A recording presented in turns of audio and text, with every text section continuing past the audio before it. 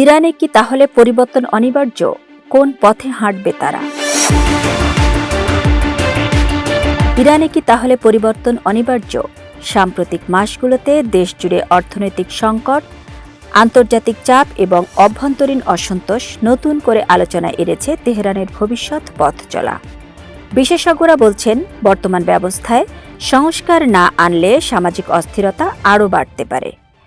একদিকে সরকার কঠোর অবস্থান ধরে রাখতে চায়, অন্যদিকে তরুণ প্রজন্ম ও নাগরিক সমাজের বড় অংশ বেশি স্বাধীনতা ও সুযোগের দাবি তুলেছে।